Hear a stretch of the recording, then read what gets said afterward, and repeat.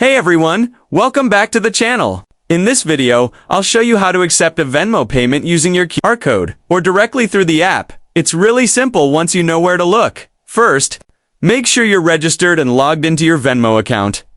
If you're new, just open the app, tap Sign Up, and fill out your basic details like your name, phone number, and email address. Once your account is ready, you're good to go. Now, to send or receive money using your Venmo QR code, open the Venmo app and look at the top right corner of your home screen.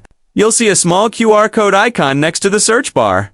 Tap that. You'll get two options, Scan Code and Venmo Me. If you tap Scan Code, you can scan another person's Venmo QR code to pay them or send a payment request.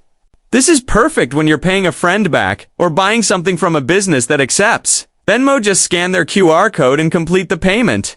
If you tap Venmo Me, your own unique QR code will appear on the screen. This is what other people can scan to pay you. You can even screenshot your code and send it to friends or customers so they can scan it easily. You can also receive money by tapping Pay Request on the Venmo home screen. Just enter the username, phone number, or email of the person who's paying you, and they'll be able to send money directly to your account. Once a payment is sent to you, you'll get a notification instantly. The money will appear in your Venmo balance, and from there, you can either keep it in your Venmo account for future transactions or transfer it to your linked bank account before finishing the payment.